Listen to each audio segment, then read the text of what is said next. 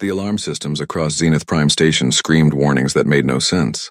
Ambassador Thakren watched the main display with growing confusion as his four eyes tried to process what the sensors were telling him. Something massive was coming out of empty space, tearing through reality itself like paper being ripped apart. The object that emerged made the ambassador's blood run cold. It was a warship, larger than anything he had seen in his 300 years of service to the Galactic Council. Its hull was dark and scarred, covered in burns and impacts from weapons that shouldn't exist anymore.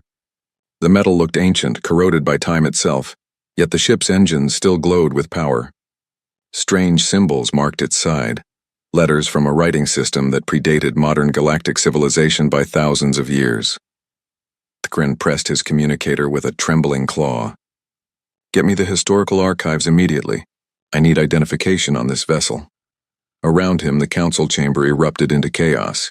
Representatives from 847 different species began shouting questions and demands. Some called for military response. Others wanted to flee. The mantis-like ambassador raised his arms for silence, but nobody was listening anymore. The ancient warship hung in space like a ghost from a forgotten era. Its weapon systems were powered down, but every military analyst in the station could see the truth. Those guns were old, yes, but they were built with technology that modern science barely understood. If that ship decided to fight, Zenith Prime wouldn't survive the encounter. Then the transmission came through. The audio was broken and filled with static, but the words were clear enough to make Thakren's heart skip several beats. The language was old, so old that the computer needed 17 seconds to find a translation matrix. When it did, the message played across every speaker in the station. "This is the United Earth spaceship Indomitable, Terran Expeditionary Fleet. We are returning home after mission completion. Please provide current navigational coordinates for Earth, Sol System, Orion Arm. Requesting immediate assistance. Our crew is in critical condition." The silence that followed was absolute. Earth. Sol 3. The dead world. The planet that had destroyed itself in nuclear fire 20,000 years ago, leaving nothing but radioactive dust and broken cities. Every school child in the galaxy learned about Earth as a warning, a cautionary tale about what happened when a species discovered weapons before wisdom. But here was a ship, claiming to be from Earth, asking for directions home. Thakren made a decision. Open a channel, and someone wake up our linguist experts, all of them. It took 6 hours to establish proper communication. The ship's AI was sophisticated but ancient, operating on principles that modern computers had abandoned millennia ago. When the channel finally stabilized, 3 faces appeared on the screen, and Thakren found himself staring at creatures he had only seen in archaeological reconstructions. Humans. Actual living humans. The woman in the center wore a uniform that was falling apart at the seams. Her hair was gray and white, pulled back from a face lined with exhaustion. Her eyes were the color of Earth's ancient oceans, blue and deep and currently filled with confusion. "This is Captain Sarah Chen of the Indomitable." "Who am I speaking with?" Thakren stood straighter, trying to project calm authority while his minds raced with impossible questions. "I am Ambassador Thakren of the Velkari people, currently serving as primary administrator of Zenith Prime, capital station of the Galactic Council." "Captain Chen, I must ask you a very important question. What year did you leave Earth?" The woman glanced at someone off-screen, then back at the camera. "We departed Earth in the year 22,314 by the common calendar. Our mission was a 500-year expedition to establish first contact with civilizations in the Outer Rim. We've been gone for 532 years, but we ran into some problems with a dark space anomaly." "Why are you asking?" 500 years. They thought they had been gone for 500 years. Thakren felt a wave of pity wash over him. How could he tell them? How could anyone deliver this kind of news? "Captain Chen, I'm afraid I have some very difficult information to share with you. The current year by the old Earth calendar is 42,831. You haven't been gone for 500 years. You've been gone for 20,517 years. The woman's face went white. Behind her, someone cursed loudly. A third voice, male and shaking, said something that the translator couldn't process properly. Chen gripped the edges of her command chair so hard her knuckles turned white. "That's impossible. Our clocks, our systems, everything says we've only been gone for 5 centuries. How can 20,000 years have passed? Dark space anomalies can cause severe temporal distortion. Thakren explained gently. You experience time at one rate while the universe continued at another. Captain, there's something else you need to know. According to our historical records, Earth was destroyed approximately 18,000 years ago. The planet is listed as uninhabitable, a dead world consumed by nuclear war. The silence stretched on for 10 full seconds. Then Captain Chen's expression changed. The shock disappeared, replaced by something harder, something that made Thakren remember that this woman commanded a warship that could probably level his entire station. Ambassador, Chen said softly, your records are wrong. I'm looking at our long-range sensors right now, and I can see the Sol system from here. Earth's biosignature is strong. The planet is alive. Someone has been living on my home world, and I want to know who. The signal cut off before Thakren could respond. In the silence that followed, every being in the council chamber understood what had just happened. They had told these ancient humans that their world was dead. They had lied, whether intentionally or not. And now a 20,000-year-old warship was heading for Earth, with a crew that had just learned their entire civilization should be extinct. Thakren looked at the readings coming from the Indomitable's power systems and made another decision. Prepare my personal ship. I'm going with them. And someone tell me everything we really know about what happened to Earth, because something tells me the official story is about to fall apart. The journey to Earth should have taken 3 weeks with modern drives. The Indomitable needed 6 because its engines were running on technology that predated most of the species in the Galactic Council. Captain Sarah Chen stood on the bridge watching the stars slide past and tried not to think about everything she had lost. 20,000 years. Her parents were dust. Her friends were dust. The world she had left behind, the cities and cultures and entire civilizations she had known, all of it was gone. She had left Earth as a young captain in humanity's first great adventure into deep space. She was coming back as a ghost. Behind her, Ambassador Thakren worked at a temporary console the crew had set up for him. The mantis-like alien had insisted on joining them, claiming he wanted to ensure a peaceful first contact. Sarah suspected the truth was simpler. He wanted to see what had really happened to Earth, and he didn't trust the official story any more than she did. Captain, you should see this. That was Marcus Webb, her chief engineer. He looked terrible, with dark circles under his eyes and hands that shook when he thought nobody was watching. Marcus had a daughter back on Earth, or at least he used to. Now that daughter had been dead for 20,000 years, and Marcus was barely holding himself together. Sarah walked over to his station. What do you have?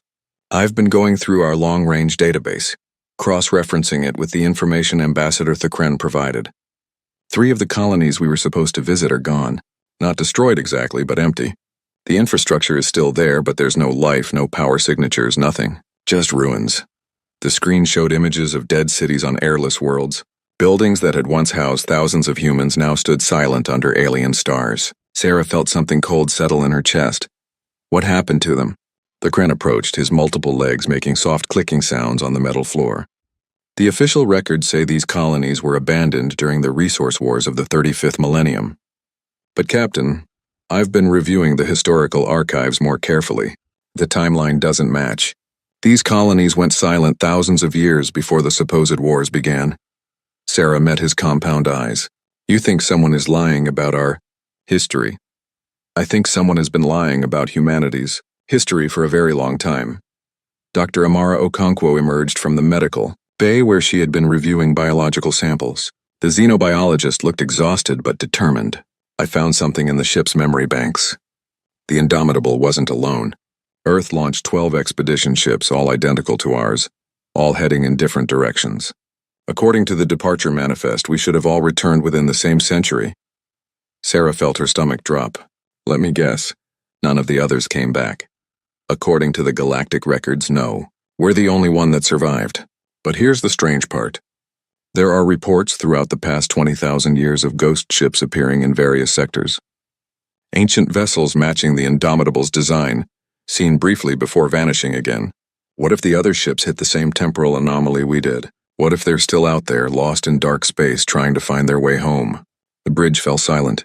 Somewhere in the darkness between stars, 11 more ships might be wandering, their crews believing they had only been gone a few centuries, unaware that humanity had apparently died and the galaxy had moved on without them. Marcus broke the silence. Why didn't anyone look for us? 12 ships disappear and nobody launches rescue missions? Because by the time you were officially declared lost, Thakren said quietly. Earth had already fallen to the Archons. Sarah spun to face him. What did you say? The ambassador's antenna drooped in what Sarah was learning to recognize as regret. I wasn't supposed to tell you this. The council leadership wanted to control the information flow. But you deserve the truth. Earth wasn't destroyed by nuclear war. 21,000 years ago, a species called the Archons invaded your system. They were an ancient race, powerful beyond measure, with technology that could enslave entire worlds through psychic connection. They took Earth, Captain. They conquered your people and ruled them for 3,000 years. The rage that filled Sarah was hot enough to burn stars, and the Council did nothing. The Council didn't exist yet, not in its current form. By the time we had the power to challenge the Archons, they had vanished. They abandoned Earth and disappeared into the space between galaxies. We assumed they had taken humanity with them, or exterminated them entirely. The nuclear war story was created later, to explain why Earth was empty when survey ships finally reached the system. Marcus slammed his fist on the console. So for 18,000 years, while you all built your perfect galactic civilization, nobody bothered to check if any humans actually survived. That's not entirely fair, Thakren began, but Sarah cut him off. Isn't it? You erased us. You decided we were extinct and didn't bother to verify. Well, guess what, Ambassador? We're not extinct. Someone is living on Earth, and I'm going to find out who. The tension on the bridge was thick enough to cut. Then an alarm sounded, and all personal conflicts were forgotten in an instant. Captain, we're entering the Sol system, reported the navigation officer, and we're being scanned by multiple defense platforms. Very sophisticated designs unlike anything in the database. The view screen shifted, showing Earth's home system. The sun burned bright and familiar, exactly as Sarah remembered it. But everything else was wrong. The asteroid belt was filled with massive stations. Mars had orbital rings. Jupiter's moons were covered in cities. And Earth itself was surrounded by a network of defense satellites that would have been impossible with the technology humanity possessed when she left. Then the communication panel lit up with an incoming transmission. The voice that came through spoke English, but the accent was strange. The words clipped and formal in a way that suggested the language had evolved significantly. Unidentified vessel. This is Terran Commonwealth Defense Command. You are entering restricted space. Power down your weapons and state your identification or you will be fired upon. This is your only warning. Sarah looked at Thakren, then at her crew. She had left Earth as an explorer, a representative of humanity's hope and curiosity. She was returning to a world that didn't know her, defended by people who spoke her language but thought she was a threat. She opened the channel, keeping her voice steady and strong. This is Captain Sarah Chen of the United Earth Spaceship Indomitable, serial number 7732. Launched from Earth in the year 22,314. We are returning from a long-range expedition mission. I am requesting permission to approach Earth and return home. The silence that followed lasted for nearly a minute. When the response came, the voice on the other end was shaking. Indomitable. The ghost ship. You're really real. Stand by for escort. The Chancellor is going to want to meet you personally. Welcome home, Captain Chen. Welcome to the Terran Commonwealth. The Earth that Sarah Chen saw through the landing shuttle's windows was both familiar and completely alien. The continents were in the right places, the oceans still blue and vast, but everything else had changed. Massive towers reached into the sky, taller than anything from her time. The city sprawled across entire regions, connected by transportation networks that glowed with energy. And above it all, the orbital defense platforms hung like guardian angels, bristling with weapons that made the Indomitable look like a museum piece. They landed at a facility in what used to be called Geneva. The landing pad was surrounded by soldiers in armor that looked more advanced than anything Sarah had seen, even in the Galactic Council's military. When the shuttle door opened, she stepped out onto soil she hadn't touched in 20,000 years and felt tears burning in her eyes. The welcoming party was led by a woman who carried herself like someone used to command. She was tall, with dark skin and gray hair pulled back in a severe bun. Her uniform was crisp and formal, decorated with medals that Sarah didn't recognize. When she spoke, her voice carried the weight of absolute authority. Captain Chen, I am Chancellor Elena Vasquez, leader of the Terran Commonwealth. On behalf of all humanity, I welcome you home. I only wish the circumstances were better. Sarah saluted out of instinct, then felt foolish. She was saluting a government that hadn't existed when she left. Chancellor, I have many questions, and I will answer them all. But first, you and your crew need rest and medical attention. You've been in stasis for longer than any human should survive. It's a miracle you're alive at all. They were taken to a facility that was part hospital, part research center, part military base. Over the next 3 days, doctors examined them while historians interviewed them, recording every detail of the world they had left behind. Sarah submitted to it all patiently, but what she really wanted was answers. On the 4th day, Chancellor Vasquez invited her to a private meeting in a room with walls made of transparent steel, overlooking a city that never slept. The Chancellor poured 2 glasses of something that tasted like whiskey, but had a smoothness that suggested 20,000 years of refinement. You want to know what happened? Vasquez said. It wasn't a question. I want to know why the galaxy thinks we're extinct when we're clearly not. The Chancellor took a long drink before answering. Because for 3,000 years we might as well have been. The Archons came when you were gone, Captain. They arrived with ships that could crack planets and minds that could bend entire populations to their will. They didn't negotiate. They didn't offer terms. They simply took control. Sarah listened as Vasquez explained the horror. The Archons had a weapon, a psychic network that could connect to most species' neural patterns and force complete obedience.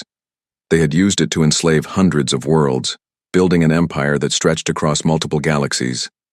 Earth was just one more conquest, its people reduced to biological components in a vast machine.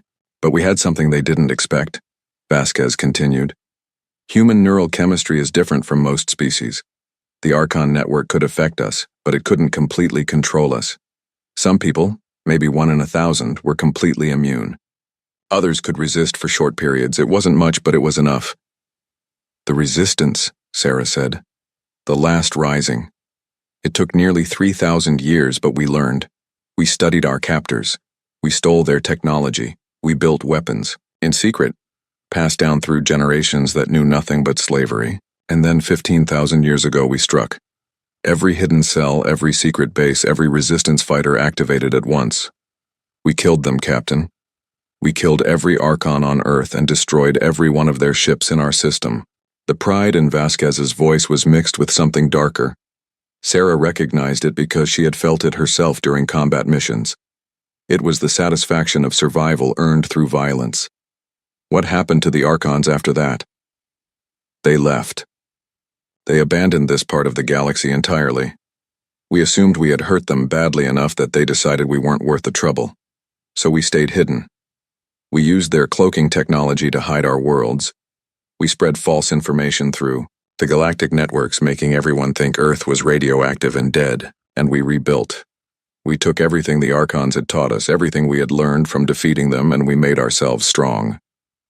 Sarah looked out at the city below.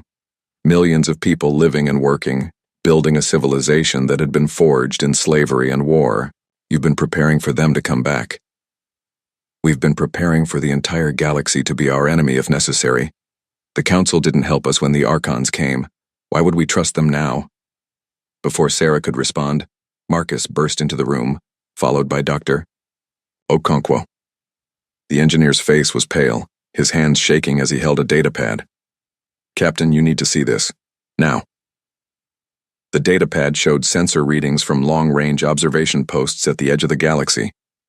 Sarah didn't understand most of the technical details, but she understood the conclusion. Ships were moving in the void between galaxies, thousands of them, maybe millions, and their energy signatures matched the Archon vessels that had been found in Earth's historical databases.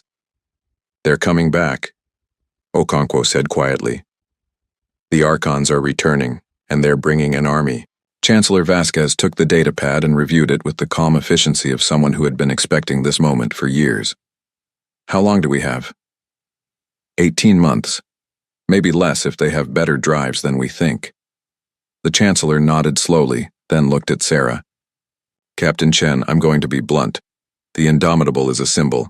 It's proof that humanity had a past before the Archons, that we were explorers and dreamers before we became warriors. I want to use your ship to announce Earth's return to the galactic stage. I want every species in the Council to know that humanity survived, and that we're not asking for permission to exist anymore. Sarah thought about the dead colonies she had seen on the way here. She thought about 20,000 years of human suffering, of generations born into slavery, of people who had fought and died just to earn the right to be free. And she thought about the Archons coming back with an army that could enslave the entire galaxy. What do you need from me? Vasquez smiled, and for the first time, it looked genuine. Help me convince the galaxy to fight. The Council thinks we're a myth or a threat. You're evidence that we're neither. You're the bridge between who we were and who we've become. The Archons are coming for everyone, not just Earth. If we don't work together, we'll all fall separately. Marcus spoke up from behind Sarah. There's something else. I've been going through the Indomitable systems and I found something strange. The ship has components that don't match the rest of the design, pieces that were added in secret before we launched. I think someone knew this was going to happen. I think someone prepared for it. Sarah turned to look at her engineer. What kind of components? The kind that could activate a defense network. Captain, I think the Indomitable isn't just a warship. I think it's a key, and whatever it unlocks has been waiting for us to come home for 20,000 years. The room fell silent as everyone absorbed this information. Outside, the sun was setting on a world that had survived extinction. Inside, 5 people stared at each other and realized that the war they had been dreading was about to begin, whether they were ready or not. Ambassador Thakren stood before the Galactic Council and wondered if he was about to commit career suicide. Around him, representatives from 847 species filled the chamber, their voices creating a noise that sounded like chaos given form. They were arguing about Earth, about the Archons, about whether any of this was real or just human propaganda. Order! The council speaker, a crystalline being named Jarketh, rang a chime that cut through the noise. Ambassador Thakren has requested emergency session time. We will hear him. Thakren stepped forward, his 4 legs steady despite the nervousness coursing through his body. Thank you, Speaker. I have just returned from Earth. The world we all believed was dead is very much alive. The humans have not only survived, they have thrived, and they bring warning of an existential threat to our entire civilization. He activated the holographic display, showing the sensor data from the void. The images of Archon ships moving in formation silenced the chamber faster than any call for order could have. The Archons are returning, Thakren continued. Our intelligence estimates they will reach Council space within 18 months. They bring with them a fleet numbering in the millions built over 18,000 years of preparation. And according to human historical records, their psychic network can enslave most known species within minutes of exposure. A representative from the Kelhari Collective, a species known for their militant stance, spoke up. Even if this is true, why should we trust the humans? They've been hiding from us for thousands of years. How do we know they're not the real threat? Before Thakren could respond, a new voice cut through the chamber. Captain Sarah Chen walked in, escorted by Chancellor Vasquez and a contingent of Commonwealth guards. She moved with the confidence of someone who had nothing left to prove and everything to fight for. You don't have to trust us, Sarah said, her voice carrying clearly through the chamber, but you should trust your own survival instinct. The Archons will come whether you believe in them or not. When they do, they won't negotiate. They won't offer terms. They'll simply take control of your minds and turn you into slaves. Earth learned this the hard way. We paid the price in blood and suffering. Now we're offering you a chance to avoid the same fate. Chancellor Vasquez stepped forward. The Terran Commonwealth proposes an alliance. We will share our anti-Archon weapons technology, our knowledge of their tactics, and our defense systems. In exchange, we ask for full membership in the Galactic Council, reparations for the 3,000 years of abandonment, and a unified military response to the Archon threat.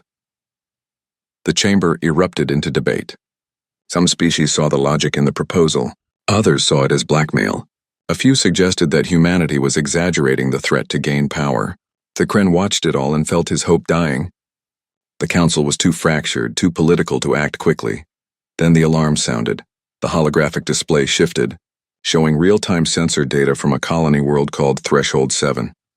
Archon ships were coming out of dimensional folds, dozens of them attacking without warning. The colony's defenses were being overwhelmed within minutes. That colony has 40 million inhabitants, Jarketh said, his crystalline voice shaking. We have ships in the area, but they won't arrive for hours. The Indomitable can be there in 30 minutes, Sarah said. Give me clearance and we'll defend your people. The speaker looked at her, then at Vasquez, then at the data showing millions of lives hanging in the balance. Granted. Save them, Captain. Sarah was already running. The Indomitable dropped out of faster-than-light travel above Threshold 7 and immediately opened fire. The old warship's weapons had been designed to fight unknown threats with overwhelming force, and against the Archon ships, they proved devastatingly effective. Energy beams that could crack planetary crust tore through Archon armor. Missiles loaded with experimental warheads detonated in patterns that disrupted their shields. But Sarah wasn't alone. Chancellor Vasquez had sent 12 ships from Earth's defense fleet, each one a modern interpretation of the Indomitable's design. They moved in perfect formation, their tactics honed by 15,000 years of preparation for exactly this moment. Marcus worked frantically at the engineering station, routing power to weapons that were never meant to fire continuously. Captain, the old girl is holding together, but I don't know for how long. Keep her running, Marcus. We just need to last until Council reinforcements arrive. Dr. Okonkwo was at the sensor station, analyzing the Archon ships as they fought. Captain, I'm detecting psychic broadcasts from the Archon vessels. They're trying to establish neural connections with the colonists below, but the signals are being disrupted by something like there's interference. Sarah felt a cold realization wash over her. It's us. They're trying to connect to human neural patterns too, and it's creating noise in their network. We're jamming them just by being here. The battle raged for 2 hours. The Indomitable took hits that would have destroyed lesser ships, her ancient armor absorbing damage that made Marcus weep at his console. 3 of the Earth ships were destroyed, their crews dying to protect people they had never met.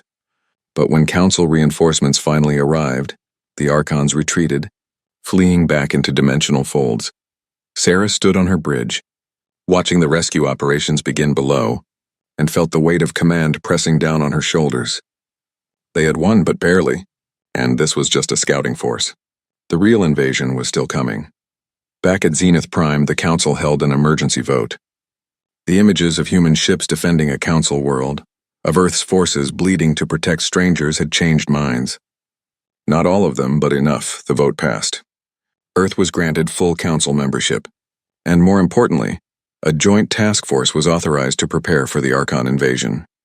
In the weeks that followed, Sarah watched as volunteers from 23 species joined the defensive fleet. She trained with commanders from a dozen different military traditions. She shared tactics and strategies with beings who had never met a human before, and slowly something that looked like hope began to grow. Marcus made another discovery. The components hidden in the Indomitable were indeed a key, part of a defense network built during humanity's first space age. Ancient weapons platforms scattered across the galaxy, waiting for activation. Nobody knew who had built them, or why they had trusted humanity with the key. But they were there, and they were powerful. The only problem was activation required precise coordinates, and those coordinates had been lost 20,000 years ago. Marcus was searching through corrupted databases trying to find them before time ran out. One evening, Sarah found Thakren in the observation deck, staring at the stars. The ambassador looked tired, older somehow despite his alien biology. You risked everything to help us, Sarah said. Why? Thakren's antenna twitched in what she had learned was his species' equivalent of a shrug. Because it was the right thing to do. Because the Council failed your people once and I couldn't let it happen again. And because I've seen what humanity can become when pushed to the edge. You don't surrender. You don't give up. You fight even when fighting seems hopeless. The galaxy needs that spirit right now. Sarah stood beside him, watching the ships of a dozen species training together in the distance. We're going to need more than spirit. The Archons have had 18,000 years to prepare. We have months. Then we make those months count. The alert came 3 days later. Long-range sensors detected massive movement in the void. The Archon fleet was coming, and they were ahead of schedule. Sarah looked at her crew, at the Allied ships gathering around them, at the Indomitable's scarred hull reflected in the window. They weren't ready. They might never be ready, but they would fight anyway. Because that's what humans did. The ruins of Haven Colony floated in the darkness. A graveyard of humanity's first attempt to reach the stars. It was here that the Allied fleet gathered, 7,000 ships from 23 species, all commanded by beings who had never fought together before. Sarah stood on the bridge of the Indomitable and wondered if this would be enough. All ships report ready, Marcus said from his station. He looked exhausted but determined, his hands steady on the controls. The defense network is online. All platforms are responding to our commands. Sarah felt a moment of pride. Marcus had done it. He had found the coordinates buried in corrupted files and activated weapons that had been sleeping for 20 millennia. Ancient platforms hidden throughout the sector were powering up, adding their firepower to the defensive line. "Captain, they're here," Dr. Okonkwo announced. The Archon fleet emerged from dimensional folds like a plague of locusts. Sarah had seen the sensor predictions, had studied the numbers, but seeing them in person was different. There were millions of ships, each one radiating power that made modern vessels look like toys. They moved in perfect formation, a unified consciousness spread across an armada. "All ships, this is Captain Chen. Hold your positions. Wait for my command."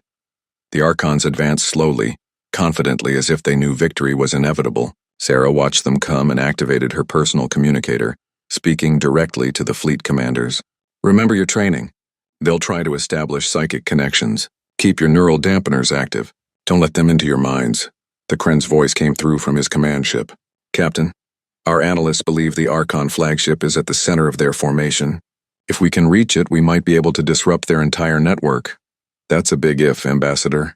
"I know, but it's the only chance we have." Sarah made her decision.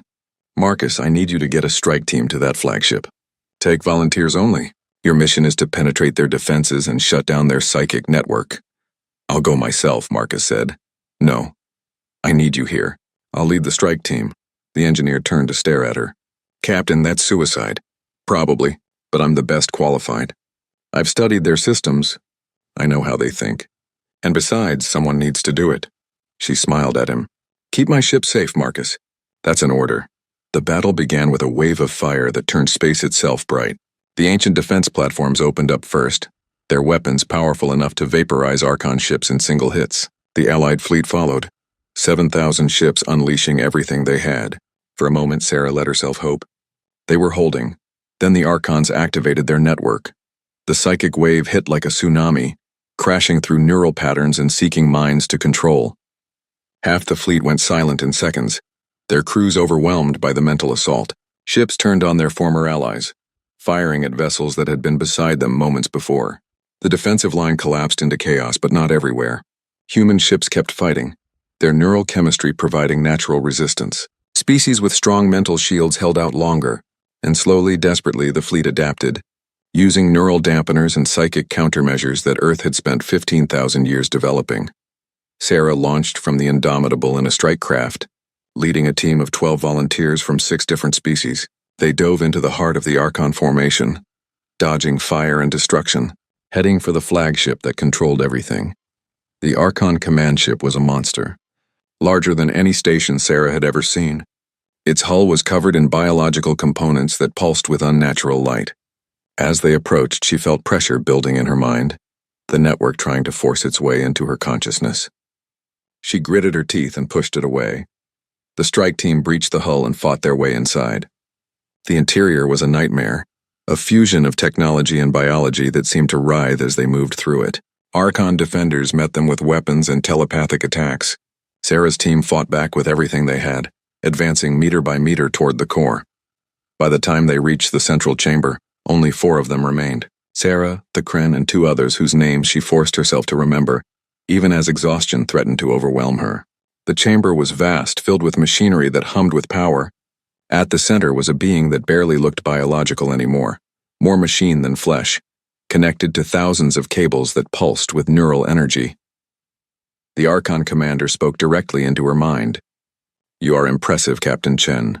Your species resists us better than any we have encountered. But you cannot win. We have evolved beyond your comprehension. We bring unity, an end to conflict and suffering. Why do you fight against peace?" Sarah raised her weapon. "Because your peace means slavery. Because you take away choice. Because beings deserve to make their own mistakes and find their own way. A romantic notion, but ultimately futile. We have already studied your neural patterns. We know how to break your resistance now. When this battle ends, humanity will join our network willingly." Dr. Okonkwo's voice crackled through Sarah's communicator. "Captain, I've analyzed the network. It's quantum-based, operating on frequencies that most species can't naturally perceive. But human brain patterns disrupt those frequencies. You're not immune by accident. Someone engineered humanity specifically to resist this kind of control." The realization hit Sarah like a physical blow. Humans weren't naturally resistant to the Archon network. They had been designed that way. Modified millions of years ago by some species that knew this threat would come, humanity had been created as a weapon, a defense mechanism against psychic slavery. Captain, there's more, Okonkwo continued. The network needs a mediator, a consciousness to maintain stability. Right now, the Archons use enslaved minds for that purpose. But if someone willingly connected to the network, someone with human neural patterns, they could transform it. They could give free will back to every being connected to it. Sarah understood. She understood what Okonkwo was telling her, what choice she had to make. If she connected to the network willingly, if she let it into her mind while maintaining her resistance, she could become the mediator.